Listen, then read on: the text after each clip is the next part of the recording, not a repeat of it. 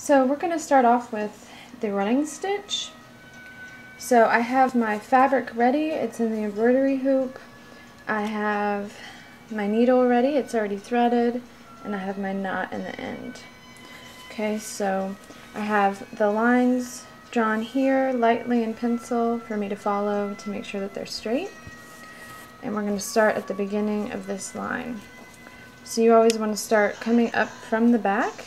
So we're going to start at the beginning of this line, come up,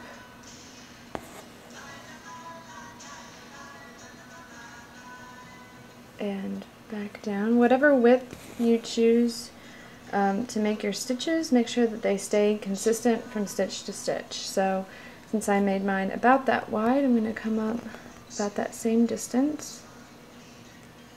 Okay, back up.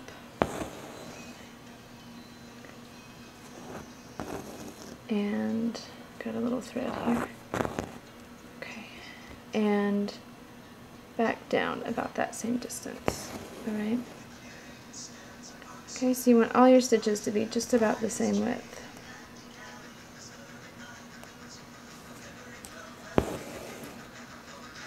So it's just up and down, all the way down your line.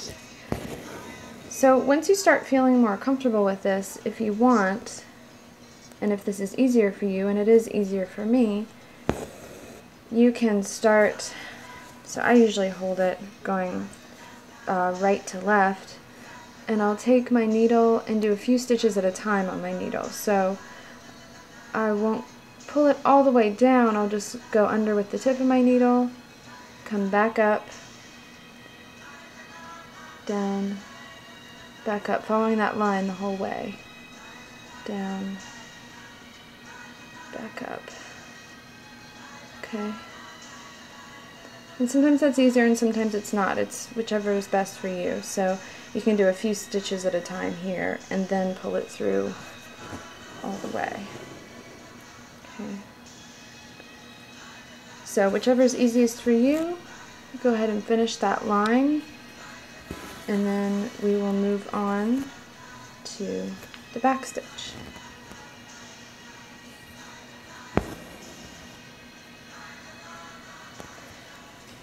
Alright, so I've finished my running stitch and my thread is now on the back, and we're going to want to tie off. So the easiest way that I've found to do this, there are many ways you can tie a knot, but the best way to get a really tight line, keep that really tight, is, and I'll try to get close here, is to pick up one small little thread from the fabric. So you can see that I just have a tiny, tiny, tiny bit on my needle. So I'm going to push that through, pull it, and then before I pull it completely tight, you see this loop here, I'm going to go through that loop and then pull it tight, and that'll make a nice knot there. You can do that a couple times. I actually do that a couple times. So I'll pick up a tiny bit of fabric, one little strand should be fine. Push your needle through and wait for that little loop, put your needle through there and pull tight. Okay, so now you can cut that and you have your knot. Alright, so now we're ready to move on.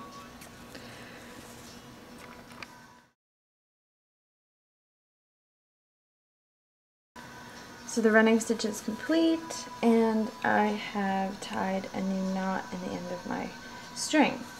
So now we're going to start the back stitch on this next line. So again, come up from the back of your fabric,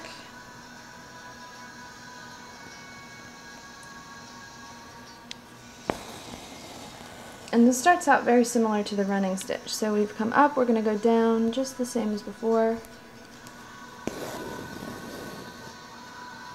and back up just the same as before, except now, instead of continuing forward like we have been, we're going to go back, hence the back stitch. So we're going to go back in where we came down before. So right in here. So you can see there's two little dotted lines connected. Okay, so then we're going to come back up right here.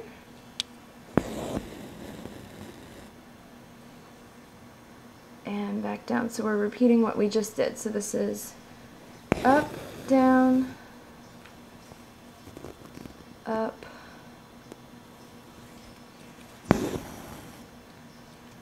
and back.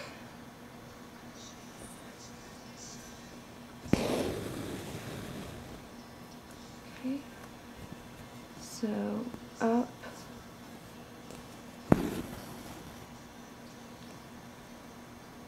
down,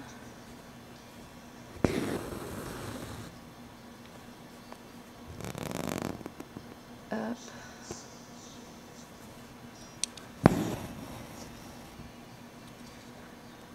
and back.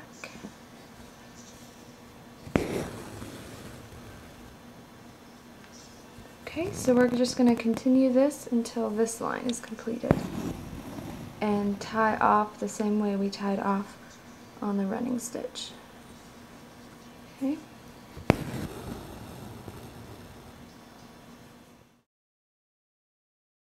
We're ready to start our chain stitch. So have your needle ready, knot on the end, and we're going to come from the back of the fabric as always. So come up on this third line, and I'll usually make a large loop on my fabric like this, just laid out like this. Makes it a little bit easier. So now we're going to go back in that exact same hole that we just came up through. And you're not going to pull completely tight, you're going to leave just a little bit of a loop there. You see that? And then you're going to come up about the width that you want your stitch to be. So I'm coming up about that much. And make sure that when you're coming up through the middle of that little loop you left. Okay, so I'll use my thumb sometimes to push that loop over. So you're coming up right through the middle and pull tight. And you want to make sure that when you're pulling, you pull in the direction that you're sewing. So in this case, I'll be pulling upwards. Okay. And you have your first little chain. You don't want to pull it too tight. This isn't one where you need to pull it really tight. You can just loosely tighten it. And you have your first chain, and we're going to repeat that process. So I usually lay my thread out like this. Go back in the same hole on the inside of that loop you just made. In that same hole, leave a little bit of a loop. Come up from the back about the width you want your stitch and put that loop right over your needle. So your needle's coming up through the middle and pull up. Okay, loosely tighten it. And again, in that same hole in the middle of your second chain, excuse me. Leave a loop, come back up, and through the middle of that loop and pull. Okay, so we're just going to repeat this until our chain stitch is done.